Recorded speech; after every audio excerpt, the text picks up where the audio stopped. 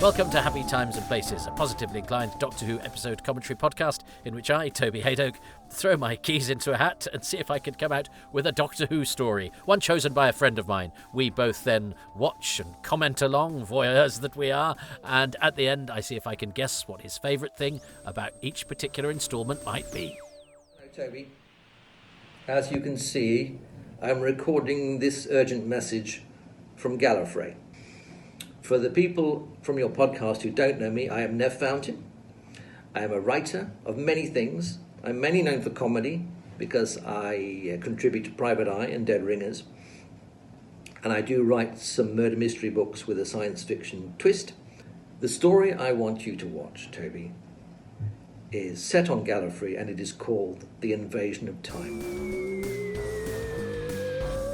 Welcome to Happy Times and Places, whichever happy time and place you are in.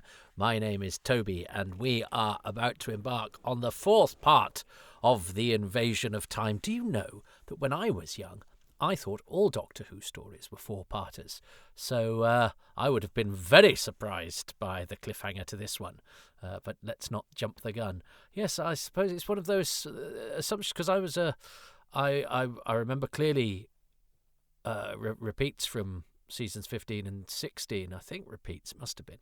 And I remember clearly season 17 and 18. So I guess the cancellation of Sharda means that I did not consume within any of my sort of times of cognizance. I may have been around when some of the others were on, but I had no idea that Doctor Who stories were more than four parts until I got to look back. And I actually thought some magazines and things were making stuff up when they suggested things like the Daleks were 7 parts. I thought that sounded ridiculous.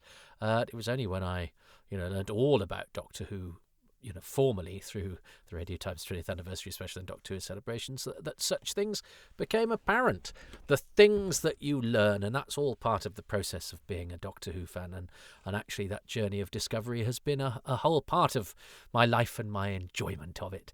And this enjoyment continues now that I dissect, but always looking for the pearls within the oyster, a Doctor Who episode with the help of various people who hang around over on my Patreon, who are entitled, therefore, to give their opinions. Again, the emphasis on accentuating the positive, just because it's a cruel world out there and discourse can often be toxic and unpleasant. And whilst I too enjoy giving a story, or even indeed a person I don't like, a good kicking if I'm in the pub or WhatsApping my mates, I think it behoves us sometimes to just put positivity out there where we can. I think it's also a challenge when you're creative, and particularly if you're a comedian. And I'm not saying this is a comedy podcast. I don't aim to be so. If you go, but he's not very funny. That's not the aim. Any humour is a happy accident, or certainly just happens naturally. But nonetheless, to try and be creative and humorous or amusing about negative things is easy, and there's a lot of it about. To try to do so whilst not administering a judicious kicking is a lot harder. It's not so much as punching down or even punching up. It's more patting down or patting up. It's much harder. Anyway, let's see what everybody has to say. Shane Plays says, "You had your blurb and ate it too." That's a reference to the last episode, and as lovely Steve Hatcher said to me, who's another patron who organises brilliant Doctor Who events over in Derby. Well, I did a Quatermass event for him last weekend, and he said it's the longest anyone's taken to watch The Invasion of Time. It's very true. But the thing is, because I used to do these, I'd sometimes do 2 or 3 episodes in one go. But of course now I have to give you all time to give your comments. Otherwise we lose the sort of top end of the podcast. So I'm making everything last longer. Well, everything takes a bit longer the older you get. And anyway, so Colin Varney Earworm says, and now this is very interesting. Colin says, because Colin is from down under. Well, he's not. Well, let's not yes, Colin has had a journey from the UK to Australia, enough timed perfectly to ensure that he saw lots of Patrick Troughton stories twice and Evil of the Daleks 4 times. What a lucky man. And Colin says, so Gay Waterhouse, a horse racing celeb so famous in Australia that even I know how rich, posh and powerful she is, has been in 70s Doctor Who. I'm genuinely gobsmacked. Did not know that. Thanks, Toby. Yes, that's Gay Smith, who plays Presta in The Invasion of Time. Not a massive part. None of those outlets really have a great part, bar Max Faulkner as Nesbin.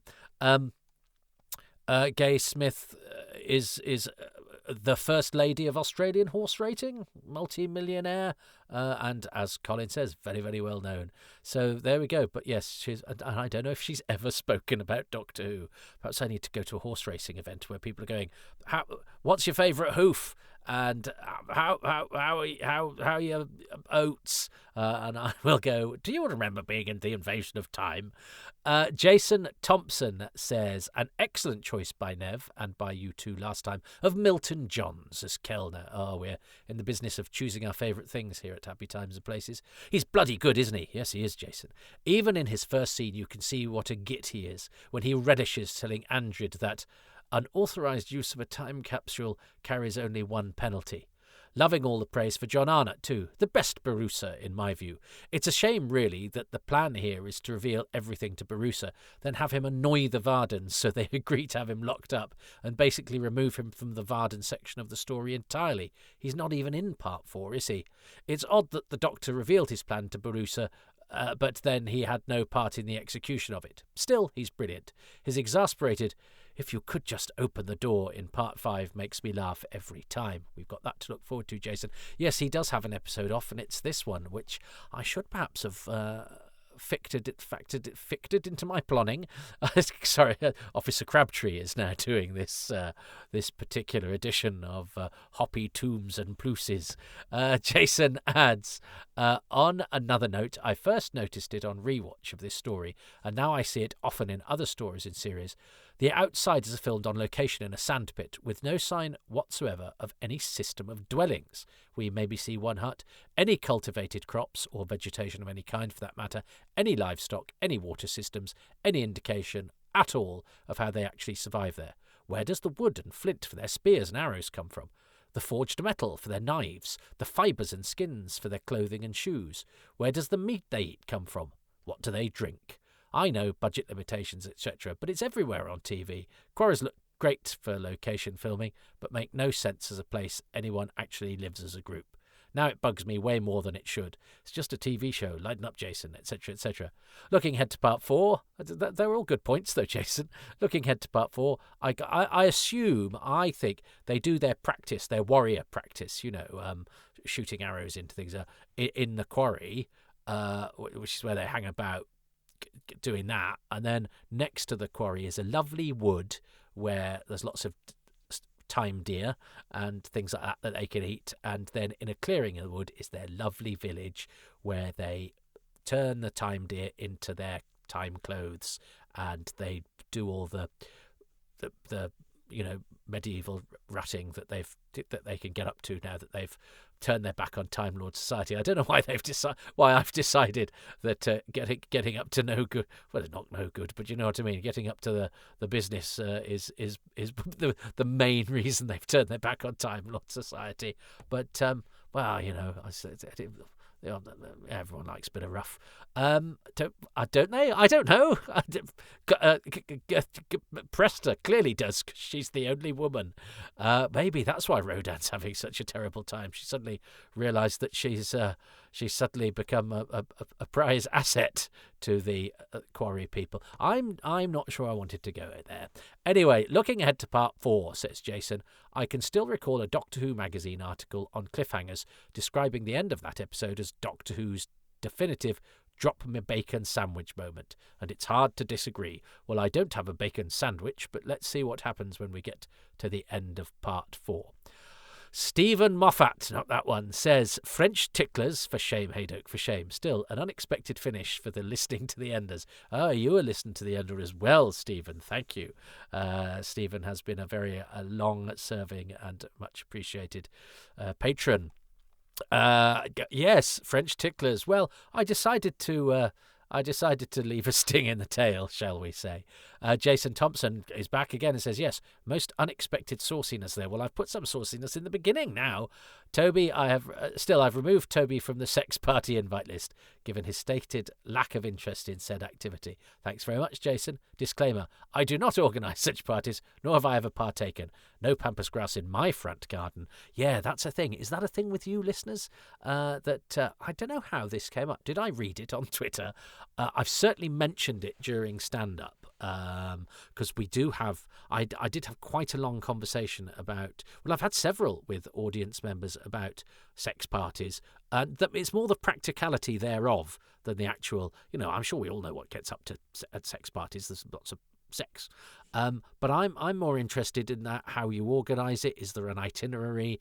Is it very much a sort of organic situation that just where everything can go? No, there has to be a certain degree of admin, and that's what fascinates me. Do you have to make a list of who does who, when and where, or and are there certain places that are off limits? Don't get carried away in the library. You can only go to third base if you're in the conservatory or any number of the designated bedrooms. But any and the kitchen is certainly off limits. I've had similar conversations about sex dungeons as well, which I didn't necessarily know were a thing. But then I just asked the audience once if they'd ever been in a sex dungeon, and a couple of them had been. I know, and they looked like, and they were just people in front of me, and yet there they were. So statistically, I suspect some of you listeners have been in a sex dungeon. And you know what? I see all these lovely names of the patrons, and I read them out at the end of every episode. And if one of you now, I wouldn't think, well, I'm not going to kink shame you or anything like that, good people of Patreon. But I every time I saw your name now, I'd probably think of you in a sex dungeon. And I've never been in a sex dungeon, so I think my image of a sex dungeon might well not tie in with the reality, but I'm not sure I want to know. How did we get onto this? Especially as this is a monologue. How did I get here on the invasion of time? Well, anyway, Ashley Knight says, I'm a little bit worried about what I've started now. Well, you should be. Clearly, the evidence is there. Mr. M.L. Dunstan, I'm sorry, this is probably the most ex-certificated happy times and places there's ever. Happy times and places and sex dungeons. Mr. M.L. Dunstan says, although there were mistakes made with the story regarding how it looked on screen, the performances are terrific. Tom Baker is excellent, and so is Louise Jameson. The story goes at a pace. The supporting cast are fantastic, especially Milton Johns. If anybody gets a chance to watch the series The Intruder, well worth a look, and has a few Doctor Who cast members. The best thing in this episode is Leela. She is just fantastic. The best ever, and such a great actress. It is difficult to argue with any of those things, Mr. M.L. Dunstan. Thank you. And I think I've probably seriously overlooked Louise Jameson just because, she's faultless. She never does. She doesn't do bad acting. She doesn't know how to do bad acting. And I sort of wish I'd chosen, as somebody did, her leaning against the force field, because it's such a smart acting choice to suggest the force field but be quite casual about it. Brilliant. Frank Shales. The best thing about the recovery of Enemy of the World for me was discovering Milton Johns' superbly developed performance throughout. Yeah, I think he's so good. He builds up the character of Bennick into a real three-dimensional bully, a villain one loves to hate, especially as I already loved the more sneaky, score-settling Kellner from this story. His Doctor Who characters are all antagonists of a sort. Even if Guy Crayford is just deceived and brainwashed, he has become a willing collaborator. But they are also convincingly flawed people who are understandable to both child viewers and adults. I think that's a very good observation, Frank, and I like that. Yeah, it's a performance that speaks to both demographics of the audience, if you like, in slightly different ways. There's a slight sort of knowingness to it for the grown-ups, but it's absolutely pitch perfect in terms of conveying what it needs to the children. And I don't think he's sending it up either. It's not that. It's a sort of sly engagement under the surface with the watching adults. Oh, I love him so. I think that's a good observation, Frank. Thank you. David Gillespie Pratt, who's preparing some Christmas videos that I'm very much looking forward to. Do check out his Twitter and YouTube. David says, while energy creatures on a Doctor Who budget might seem a tall order, the anti-man effect in Planet of Evil worked rather well, so it could be done. But I'm guessing time and money made doing a similar effect unfeasible. And sadly, yes, the Vardan actors really do let the side down. A proper booming vocal performance was needed, especially for the lead. Yes, I'm hoping we can be a bit easier on Tom Kelly, who's the other Vardan, but let's see. I don't recall he actually gets to do that much, but I like Tom Kelly. In fact, he's a Facebook friend of mine under a different name. And is a stalwart of Doctor Who, and indeed, well, let's get on to it, because I might not have much to say about episode 4. I mean, I can always delve into the world of sex parties if I need to. I haven't even explained the pampas grass. Basically, I don't know if it's an urban myth, because I've never tested it, because I've never been to a sex party, but the myth is if you've got pampas grass in your front garden, that is I'm even laughing at the front garden now. Oh my God, what have I become? If you've got pampas grass in your front garden, that is it does sound to me a bit like an urban myth, doesn't it? It almost sounds like a conspiracy theory now as well. And if you look at the symbolism on a £20 note, that shows that we're being run by the global elites or whatever, who just leave clues lying around for angry men. But pampas grass in your front garden apparently means this is where the swinging happens. So, but wouldn't it be embarrassing if you turned up with your tackle out, knocked on the door, a gimp mask hanging out your back pocket, and ready for action, and it just turns out they like pampas grass. You need to have something that people don't just sometimes have for this because they have it. Colin Varney earworm, you need something that isn't normally in a garden, like I don't know, a tyre painted red or something like that. But that'd be too obvious, wouldn't it? I suppose you just try and convert people, wouldn't you? If you got that's open, if people I just started with the sex parties because I grew pampas grass in my front garden because I liked it, and these people kept turning up nude and horny, and I thought, well, when in Rome, or if you bought a house off a sex party person and hadn't got the memo. I never got the memo. Anyway, Colin Varney earworm. There was an invasion of time that inspired a nerd to make a rhyme. Here's a ploy by the Vardens, hijacked by Sontarans, don't run by the pool, it's a crime. Thank you, Colin Varney earworm, and that's distracted me from all my naughty talk. 17 minutes in, and it's been filth so far.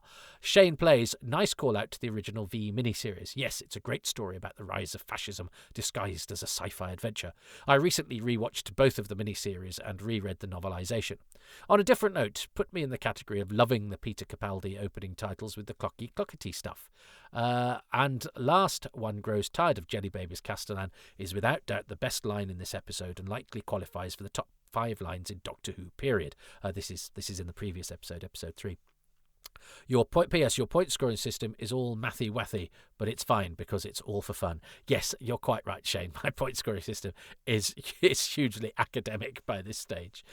John Hall says, continuing my Grace Brothers train of thought from the previous episode, I wonder if the joke about Lord Gomer being so comparatively young, only for him to look old as dirt to us, is the same one used for young Mr. Grace in Are You Being Served? Well, I think it's in the same tradition without being an obvious connection. But of course, it's a gag. It's saying, yes, I'm very young and I'm played by an old actor, because you can mess around with time and age and things when you're talking about Time Lords, in the sense that we have that weird thing, don't we, is that the other Doctors always defer to the first Doctor in the classic series because he's the oldest, but actually he's the youngest because he's before them. Jasper says, "Hi, Jasper." Always nice to hear from Jasper. "I agree about the Vardens being solid enough as a concept. I think the main jeopardy comes from the Doctor, even once we know he's still a goodie, because the question is whether he's going to pull off his seemingly quite ambitious plan. So the Vardens not having much to them kind of leaves room for that territory to be explored." That's a very good point, actually, Jasper. Thank you. All the talk of Milton Johns and Peter Miles got me thinking in general about repeat actors in Doctor Who. I know it happens in lots of shows, but because I've watched so much classic Who at once, 18 seasons in about 2 years, this is a good 2 years well spent, Jasper, I end up really noticing them. Milton Johns and Peter Miles are definitely high on my list, but another one I immediately thought of would be Bernard Horsfall. Whenever I saw him appear in a Doctor Who story, I settled in and knew I was going to enjoy my week. I also once said, "Is that Michael Wisher again?" and I audibly cheer whenever I see Cyril Shaps. When I was approaching the androids of Tara, I was promised an ambassador's actor in an excellent hat, and by God did that deliver. I then immediately failed to recognise John Abineri in the next story because he was so green, and for that matter, I would never in a million years have put Ronald Allen's 2 performances together if someone hadn't told me they were the same man. Clearly, I should pay more attention to the credits when there are cadaverous turtles running around. Ha ha ha! Well, good. I'm loving all this actor spotting, Jasper. It's probably my favourite thing of ever doing in Doctor Who. We all have a thing. Some people, I talk regularly to, different fans who have different sort of skill sets and desires, and some spotting and collating music and musical cues and sound effects. Other people, production codes is their thing. Again, I'm not kink shaming. You enjoy your triple X, your triple X experience with whatever it is. I think triple X is something like Invasion of the Dinosaurs. No, Death to the Daleks. Why? Because I think ZZZ is Planet of Spiders. Why are we disappearing down this? It's because I'm comparing enjoying remembering production codes with sex parties and triple X, which I think is Death to the Daleks. Although do they do it? Do they do an X? Yeah, they do an X. X, Y, Z. Yeah, so it's Death to the Daleks. And I don't. And look, I don't care if I'm wrong. I would never put production codes down on my list of safe words. No, but you know what I mean. It's not my thing. I mean, if it happens, I might go along with it. But I'm much more of an actor spotter. I'm not comfortable with where this is going. Jason Thompson, restore us to sanity. He says there are a staggering number of repeat actors in Who. I did a whole thread on it on Twitter on the 60th anniversary, and holy crap, it got long. Yeah, things can get out of hand, can't they? We're talking about Twitter threads now, not sex parties. Right, Paul Murphy. Post-credits wang made me laugh out loud. I didn't plan on being cast into your swingers party, Toby, but since I'm here, I'll help myself to a pina colada, nibble a bit of cheese and pineapple hedgehog, and chuck some car keys into the fruit bowl. Someone else's car keys. Lucky I don't drive, eh? So there's a cheese and pineapple hedgehog at this sex party. That's dangerous, Paul. Can you imagine? Especially if people put their... I know there are some viewers who are not from the UK in the 1970s, may not have a clue what we're talking about here. But a cheese and pineapple hedgehog is that great British delicacy of a cube of cheese and a bit of pineapple on a cocktail stick. And sometimes people, if they want to spice it up, would do it with a pickled onion. But generally, it's cheese and pineapple. And if you're having a party and you want it just a normal party, no pampas grass out front, just a 70s party where you've got a jelly shaped like a rabbit. No, just a bunny rabbit again. No pampas grass, not the other sort of rabbit. All the funky stuff of 70s and 80s, parties where you'd have, somebody would bring a bottle of Black Tower or Blue Nun because there were only 2 wines, and you would put the cheese and pineapple on a sort of on a mound. That was covered in tinfoil that was shaped like the body of a hedgehog, and then you'd put the cheese and pineapple in cocktail sticks like the spikes of a hedgehog, so you'd have a cheese and pineapple hedgehog, because the first thing you think of when you put cheese and pineapple together is a hedgehog, and so came one of the great icons of 1970s and 1980s British partying. And sadly, the sex parties seem to have lasted longer than cheese and pineapple hedgehogs. But if you were to combine the two, because sometimes people would, if you finish your cheese and pineapple, you might stick it back into the carcass of the hedgehog, and that would be a health and safety nightmare to a sex party, unless, of course, there's none of the shenanigans are allowed in the cheese and pineapple room, in the food room. Yeah, I think in the. But some people might not stick it back in. Some people, might take a spike, wander around the house, watch a bit of the sex. I assume do people watch and do? I suppose they must. Perhaps they could do both at the same time. Perhaps some people just watch. Those who can do. Those who can't watch and probably go, well, I think... God, a sex party people like Doctor Who fans going, I think you'll find you could do that. You could do that better. But anyway, while they're doing that, if they're eating, nonchalantly chewing upon their cheese and pineapple, although, I mean, I was always very much in one go, you wouldn't chew on it, would you? You then cast aside the cocktail stick, but that could cause splinters in unnecessary times and places. Anyway, should we start talking about the Invasion of the Time, episode 4? Because this has gone into areas that no Doctor Who podcast should. So, let us start to watch the Invasion of Time, episode 4. And I'm going to press play in 3, 2, 1...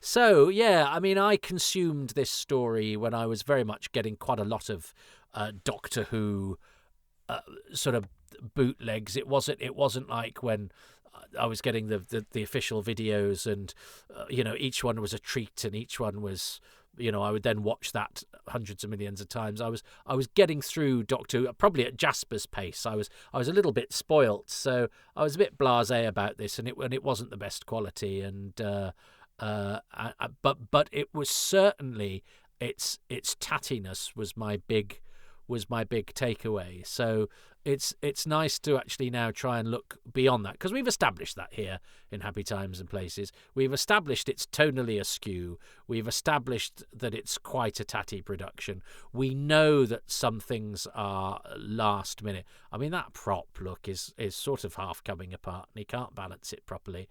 It does feel...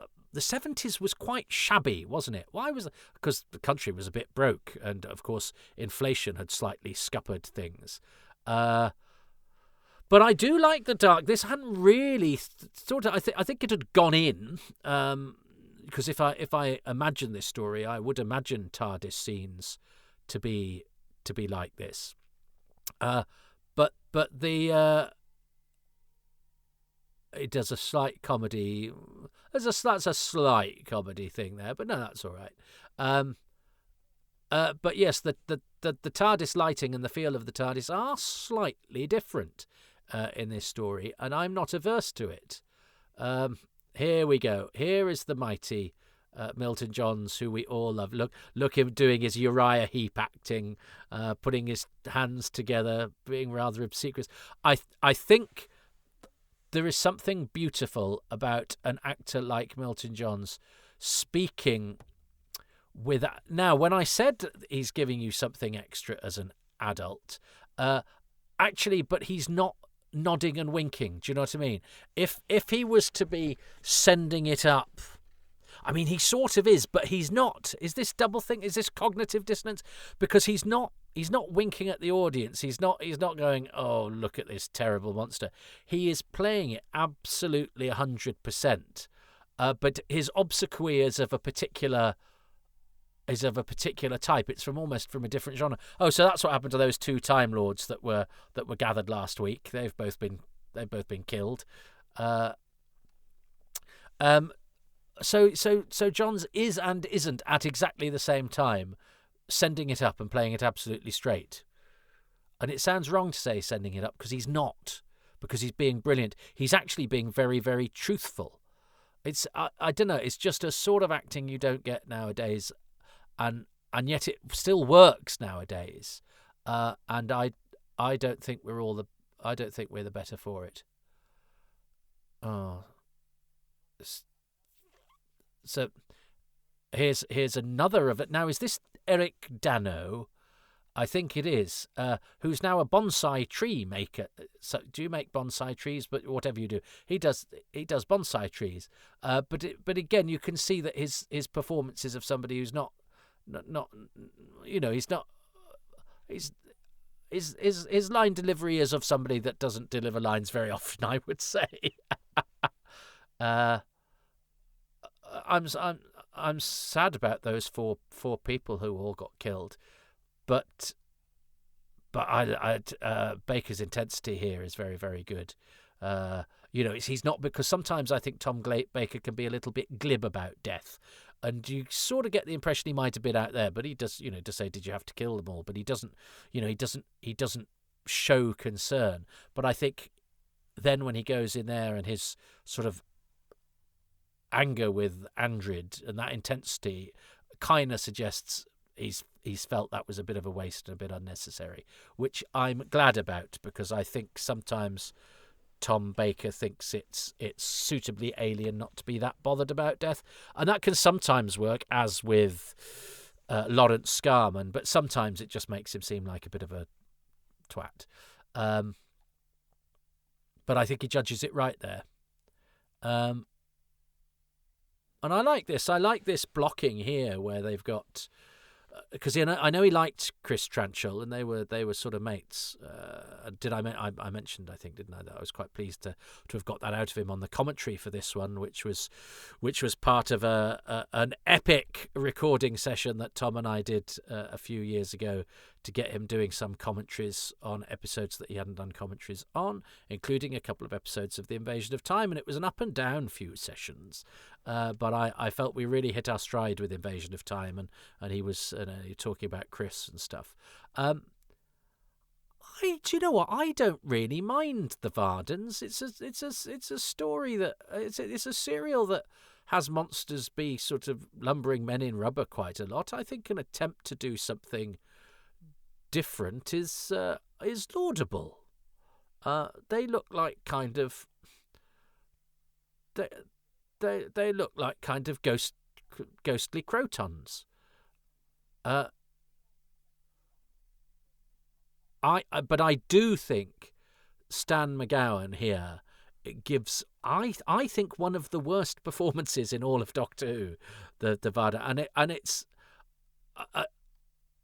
and the Doctor Who has a history of marvellous voice actors, and I know we do see him later, but seeing as it's a strictly vocal performance for much of it, you really need somebody who's got a bit more heft, vocally, a bit more sort of Shakespearean heft, as simply in terms of innate vocal quality, but you also need somebody who can deliver a line that not like that. That's dreadful.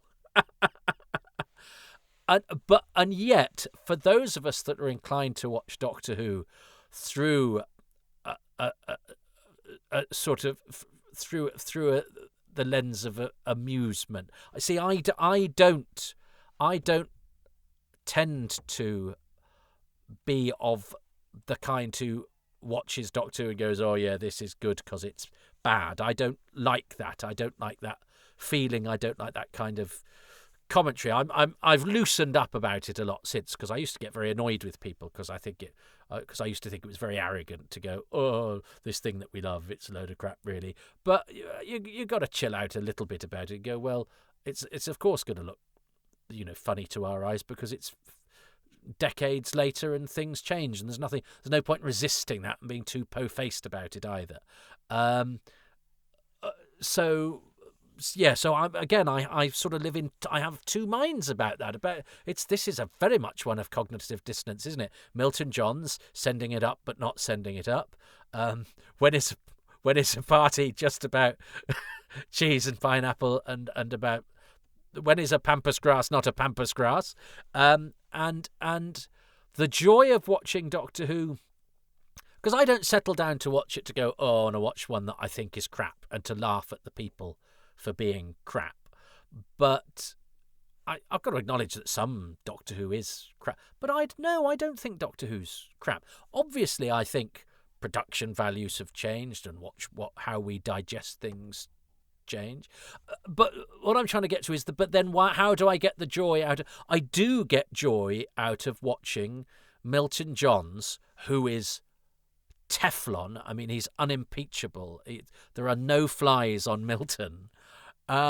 Talking to a bad actor represented by tinfoil sitting in a chair, which is glorious. Now, I don't think... Are they meaning to be funny when they do that? Because sometimes people can sort of take the credit and go, oh, that bit's so funny because it's crap. And you go, no, they knew what they were doing there. Did they know that having the tinfoil sitting in a chair was a bit naff? Well, but because Milton Johns is playing it so pitch perfectly, it takes on a grandeur. Because he's doing it, he's not letting his performance be impeded by the fact he's talking to someone who's crap, as crap as that Time Lord with the bow and arrow. Not saying that the actor was doing a bad job. He was supposed to be crap. I like the orange filter that we've got going on here. And it's bringing out Louise Jameson's freckles a little bit, but it's and this is Max Faulkner, who became a favourite of mine when because I'd seen his name written down. I like the name Max Faulkner. It sounds like a stuntman's name, doesn't it? But I think he's probably the best actor of all the stuntmen. And I've probably said this on other ones because he's in The Ambassadors of Death and he's in all sorts of stories I've probably covered before. But I took to him when watching him in The Android Invasion, where he plays Corporal Adams. And he's very good in that. He falls off a cliff, but he gives an acting performance. And then I took great joy in spotting him elsewhere. And he was still around when we were in the early days of the DVDs, but not to a point where I had much influence. And maybe if he'd hung around longer, I would have brought my influence to bear to try and get him involved. But Derek Ware told me that Max Faulkner was the sort of person who didn't like looking back. But I never got proof of this apart from Derek's word for it. And he also said that Max Faulkner was a lovely man, but a terrible drunk. And that he suddenly got a look in his eye when he was drunk. So that's all I kind of know about Max, which is a shame because he's a stalwart contributor to Doctor Who, and he's a stuntman who I think you can give acting parts to without him having to do stunts, and he holds his own very well. And he does. He's very good here. He's a good horseman too. I think that's what Derek said. Maybe that's why he's doing the outsidey thing here. Derek said he was a brilliant horseman. So everyone on Gallifrey has these rather funky Shakespearean shirts, don't they? And here we are on film with Tom Baker in the bowels of Gallifrey. And we have now, that's a rare thing, isn't it? We have videotape Varden superimposed onto... is that Tom being obtuse there, going, I'm going to throw the thing. He likes blowing into things as well, as we will. The Tom Baker's blowing period will reach its apex in a couple of seasons' time. But do you think he threw that cloth where he was looking at the Varden as if to say, see if you could do something funky with that, special effects people? Would it be witty if I had some soot on my upper lip? I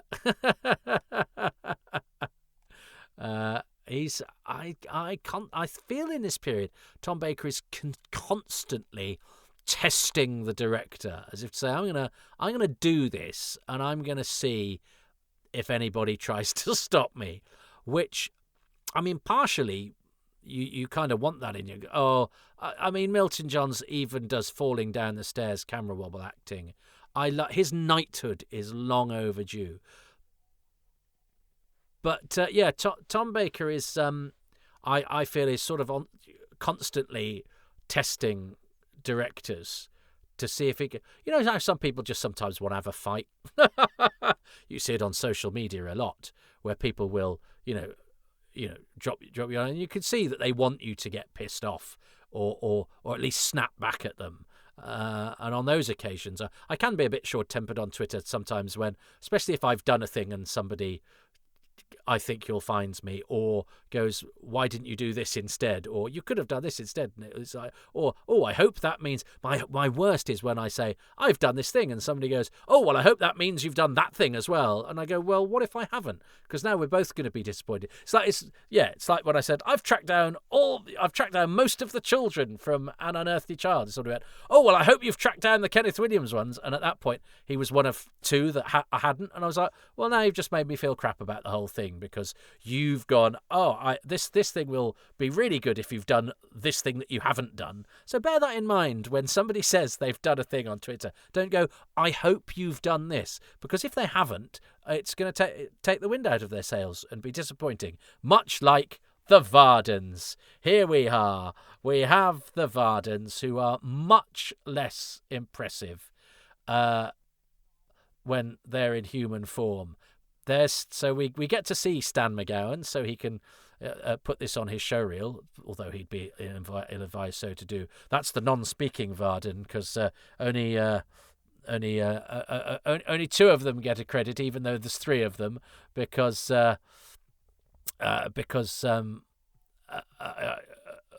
one of them is merely swelling the ranks. I have to say, I do have a soft spot for running around Gallifreyan corridors zapping people, which I will probably talk about a lot when I do Arc of Infinity. It is a part of my youth that I remember rather fondly. So I don't mind a bit of that, and there's a lot of that to come. And actually, you get I feel we might get a little bit too much of that in the next couple of episodes. I mean, it's pretty much all this story becomes. But that quarry looks absolutely fantastic. And you see, Jason, I think over that hill there's a lovely verdant forest full of time stags and time otters. That's an excellent spaceship of planet effect, I have to say. He's called Julian Hudson, this third Varden. I don't know anything about Julian Hudson, but I hope he's very well. Stan McGowan is a playwright in Ireland. Never been interviewed about Doctor Who, as far as I know. And the other Varden is Tom Kelly, who I'm sure we'll see a bit of in a bit, but he has some very interesting parts in his career. He's one of almost Blake's seven. He gets, I think some of those more inclined to the gentlemanly persuasion than I. I'm very much a ladies' man without being a ladies' man. Do you know what I mean? But anyway, you know what I mean. I think Joe, from the lovely Joe Ford from Hamster with a Blunt Penknife, finds Tom Kelly very much to his taste. I think he's a beautiful young man, Tom Kelly, and he was largely a sort of small bit part player who then got sort of extra bits to do. He said that was the case with one of his BBC Shakespeare, where he was pretty much non-speaking, but then he got given a few lines at the suggestion of one of the actors in it. And in the Sapphire and Steel that he excels in, where he plays a soldier, that was originally going to be quite a small part and actually becomes a really important role in it. And he's superb. It's the railway station Sapphire and Steel episode, and Tom Kelly is absolutely brilliant. And I've done a Who's Round with him, and he's a lovely, lovely man, and still looks very good. Oh, there's Tom. How do we feel about hair? Again, I think it's Tom messing about a bit, but this is terrible. So that's Tom Kelly going off there, who I think would have been probably a better call than Stan McGowan. But bless Milton Johns is absolutely not dropping the ball at all, and in fact is almost probably working extra hard. Michael Mundell gets a line. Hooray! Because I'm sure there was I'm sure it says on one of the production subtitles it was when they were in the studio, Michael, or maybe even on film, that because of the various rewrites and stuff, Michael Mandel had to point out to Gerald Blake that his character didn't have any lines anymore. And I did mention last time, didn't I, that in the book, Ablif and Jasko get suddenly turned into Jablif at one point, and that's a mistake in the book. But they are kind of interchangeable. You can't. I always get a slightly confused as to which one's Michael Mandel and which one's Ray Callahan, because Jablif is supposed to be the sort of second in command. Ablif, sorry, and Jasko is sort of described in the book as the sort of young one.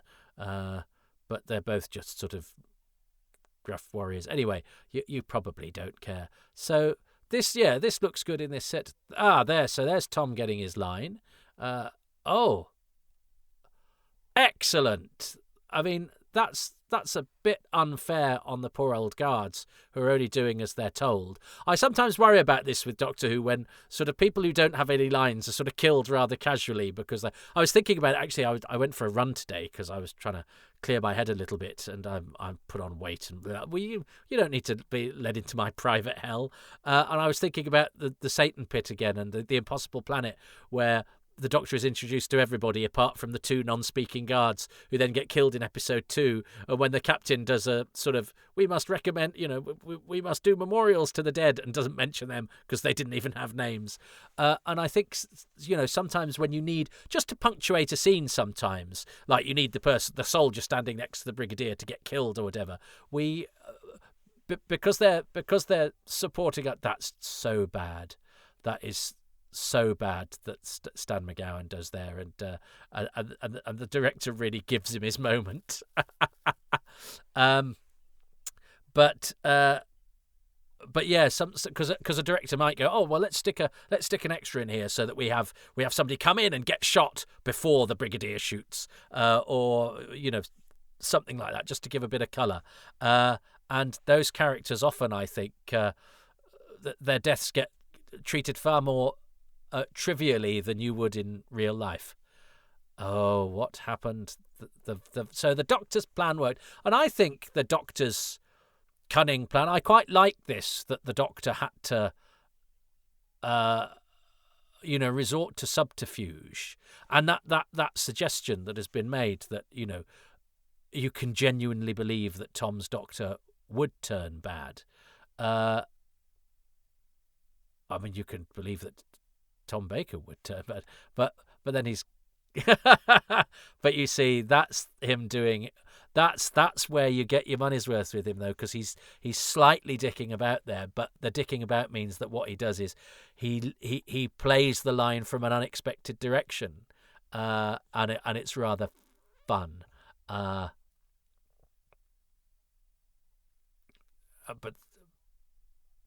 I'm not sure about that, because again, that's the Doctor being quite glib about death, which again Tom Baker does sort of more than anyone.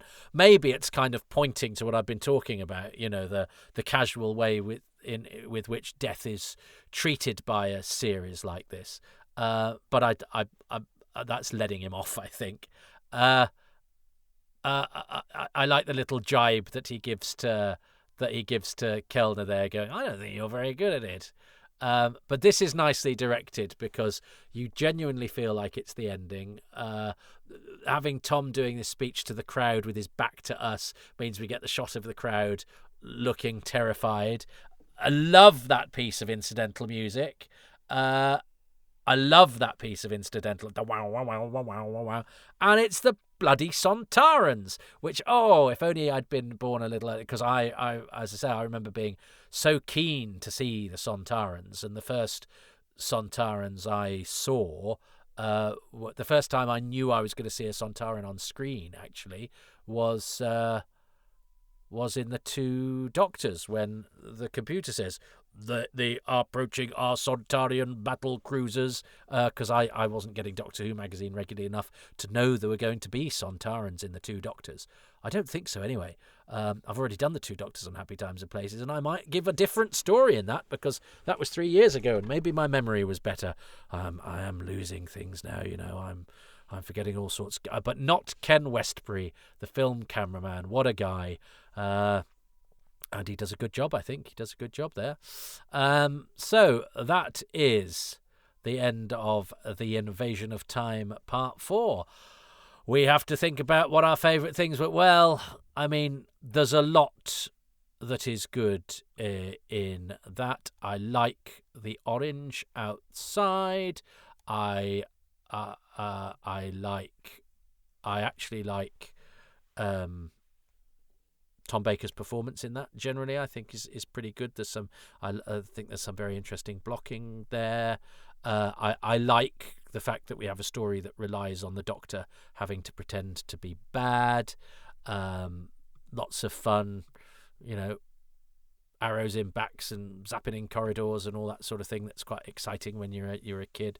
Milton Johns continues. I mean, I still think Milton Johns is probably the best thing about that episode. You could choose him every time. I love that second sort of bow, that second little kowtow he does to the terrible Varden actor as he's going out, just to sort of go, I'm going to have to do so much in these scenes to stop this being terrible. But of course, the winner is, I'm not going to beat around the bush, because I've been beating around the pampas grass too long at the top of the show.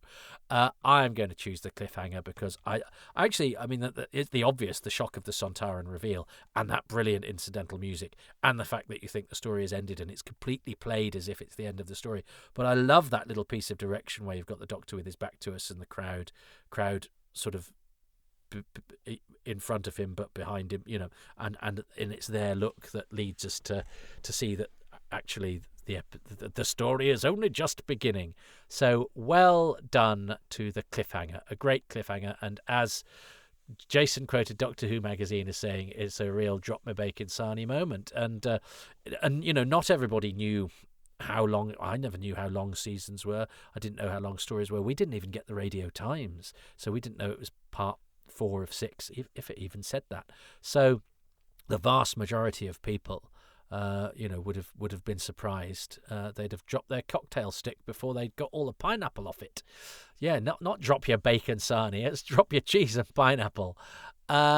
So let's see what the lovely Nev Fountain will choose about this episode. But I suspect, I've just noticed as I go to my files, I've lined up in short succession in the next 4 or 5 Happy Times and Places, the invasion and the android invasion and the Saigon invasion and the Zygon invasion. I didn't mean to do all the invasions in one go. I might have to mix that up a little bit. I might drop the android invasion back down the schedule a little bit. Otherwise, there'll just be 2 main invasions to deal with in one go.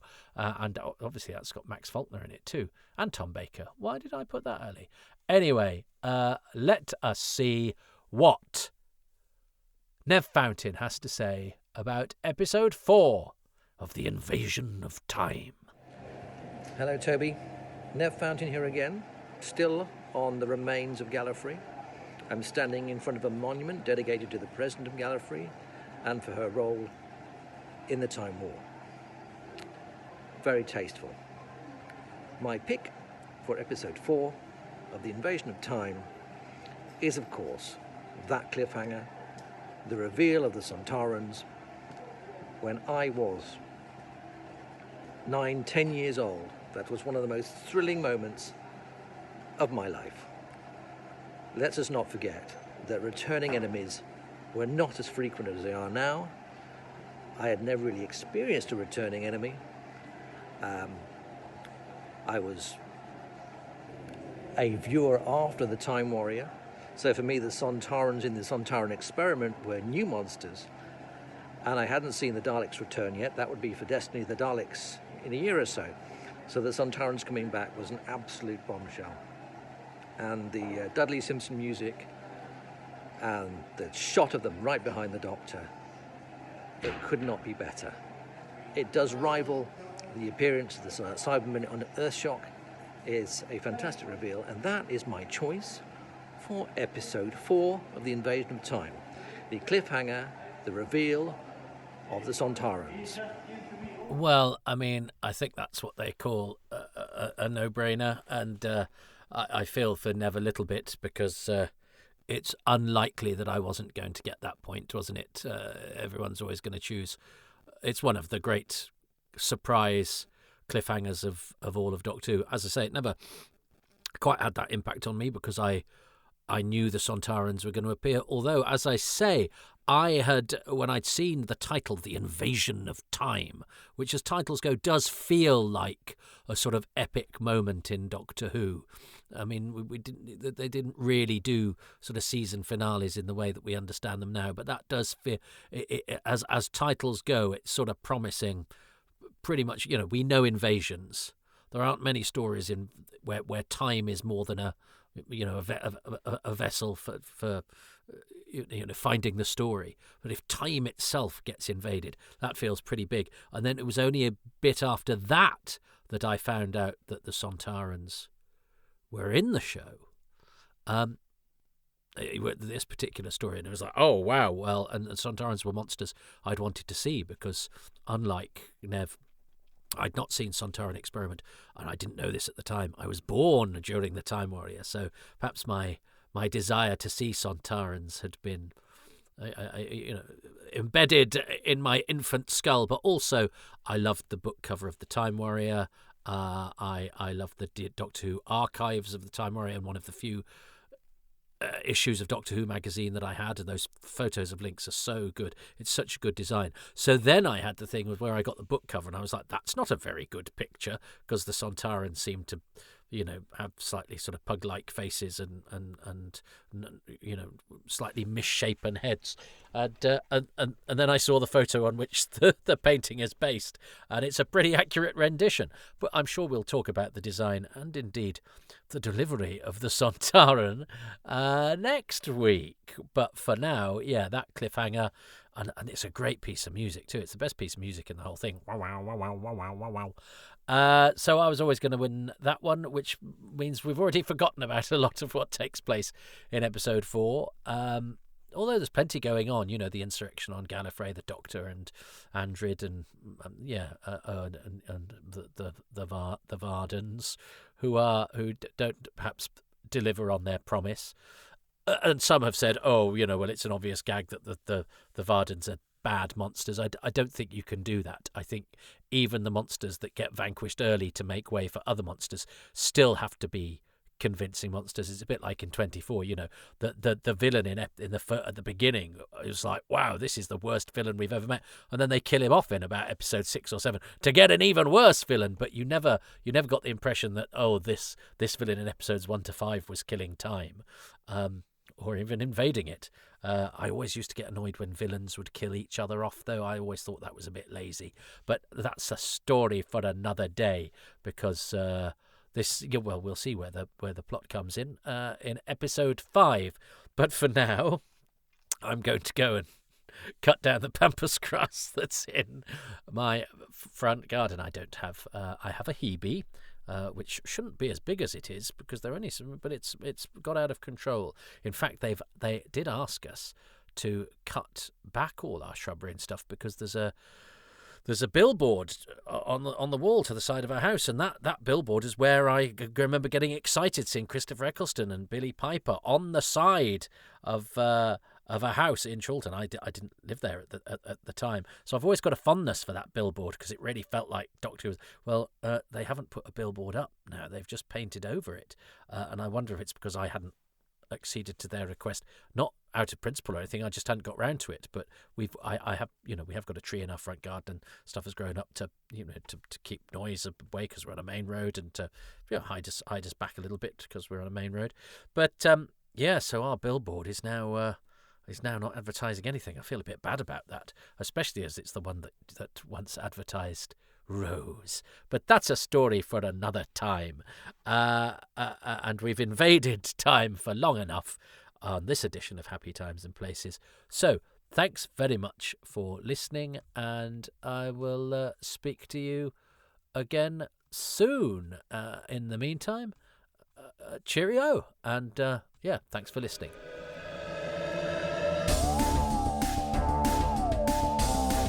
Thanks very much for listening to Happy Times and Places, which is presented by me, Toby Haydoke, and my special guest, Nev Fountain, who is at Nev Fountain on all the social media things that he's still on and that you might want to find him on. I'm grateful to him and to the patrons who make these podcasts possible, and they include Graham Slight, David Shepherdson, Stephen, all small case, no surname Stephen, Neil Tate, Nick Temple, Damien Timmer, Sabrina Tirabassi, Apollo C. Vermouth, Gary Wales, Adam Westwood, Stephen White, Tom White, Michael Williams, Rhys Williams, Andrew Willis, Andrew Wilson, David James Wilson, Sydney Wilson, Ruben Herfindahl, Stephen Moffat, Peter Burns, James Curray Smith, Peter Harness, Ronald Hayden, Rob Leonard, Christopher Meredith, Gavin McLean, Richard Straw, and Nick Tedston. The music is by Dave Gates and the artwork by Dylan Patterson.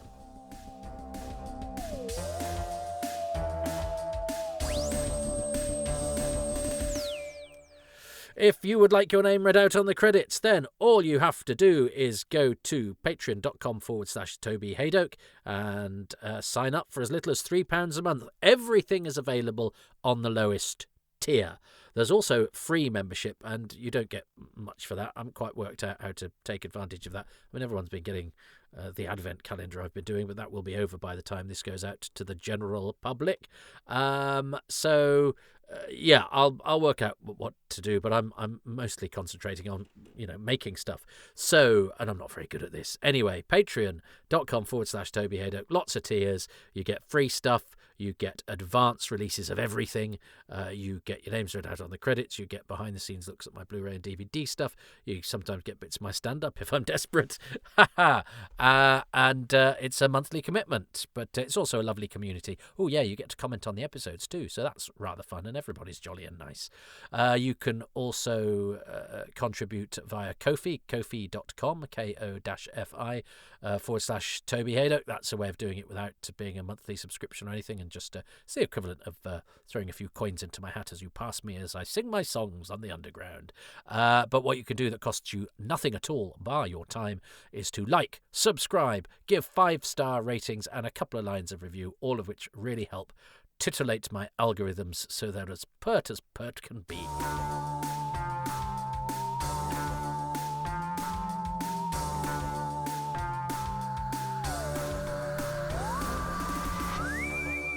I'm also all over social media. I'm on Twitter at Haydoke Podcasts and at Toby Haydoke. I'm on Blue Sky. I'm on Instagram at Toby.Haydoke. And I have a Facebook page as well and a YouTube channel. If you like and subscribe to that, that would be brilliant. And my day job is a stand-up comedian, and I run a lovely comedy club in Manchester every Tuesday called Excess Malarkey. That is on Blue Sky at Excess Malarkey, and that also has a Facebook page and is well worth supporting.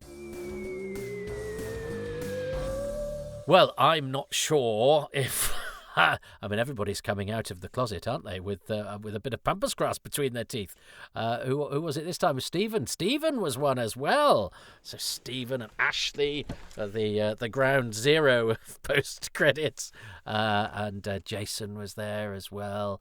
There's a few of you. I mentioned some last week, didn't I? I can't now start to do a name check of everybody that listens to the post credits as well. But anyway, what a lovely little secret group we are. Who'd have thunk it? But anyway, I hope you like. Anyway, welcome to the post credits bit. Have yourself a bit of cheese and pineapple, and watch where you sit. Oh dear.